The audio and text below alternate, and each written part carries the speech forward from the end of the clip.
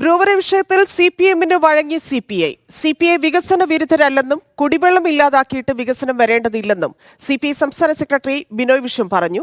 മന്ത്രി MP രാജേഷുമായുള്ള കൂടിക്കാഴ്ചയ്ക്ക് ശേഷമായിരുന്നു ബിനോയ് വിശ്വത്തിന്റെ പ്രതികരണം. ഞങ്ങൾ വികസന വിരുദ്ധരല്ല, വികസനം വേണം.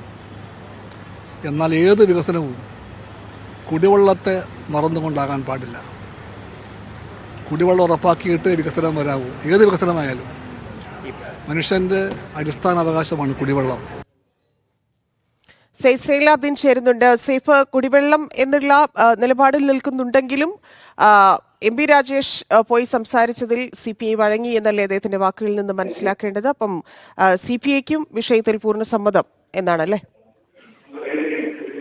ബിനോയ് ഒരു പ്രതികരണത്തിലൂടെ നമുക്ക് അങ്ങനെ തന്നെ വായിച്ചെടുക്കാൻ കഴിയും. തന്നെ വലിയ എതിർപ്പ് CPIയുടെ ഭാഗത്ത് നിന്ന് ഉണ്ടാകുന്നില്ല. CPIയുടെ പ്രാദേശിക നേതൃത്വം ആദ്യഘട്ടത്തിൽ ചില എതിർപ്പുകൾ ഈ ഭൂജലവുമായി ബന്ധപ്പെട്ട് ഉയർത്തിയിരുന്നു.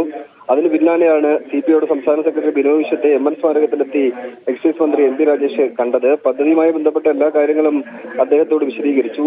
ഈ പ്രതിപക്ഷം അടക്കം ഉന്നയിക്കുന്ന പോലെ ജല ദൗർലഭ്യം അവിടെ ഉണ്ടാകില്ല, അങ്ങനെയുള്ള പ്രശ്നങ്ങളില്ല, അനുമതികളെല്ലാം കൃത്യമായി തന്നെയാണ് നൽകിയത്, അതിലേതെങ്കിലും തരത്തിൽ ഒരു വിട്ടുവീഴ്ചയും ചെയ്തിട്ടുമില്ല എന്ന കാര്യങ്ങളടക്കം CPIയുടെ സംസ്ഥാന സെക്രട്ടറിയോട് MP രാജേഷ് വിശദീകരിച്ചു. ഈ പശ്ചാത്തലത്തിലാണ് കുടിവെള്ളം വേണം, കുടിവെള്ളത്തെ ഒഴിവാക്കിക്കൊണ്ടുള്ള ഒരു വികസന പദ്ധതി വേണ്ട, വികസന വിരോധികളല്ല എന്ന് പറയുക വഴി വലിയൊരു എതിർപ്പ് CPIയുടെ ഭാഗത്ത് നിന്ന് ഉണ്ടാകുന്നില്ല തന്നെയാണ്. ശരി.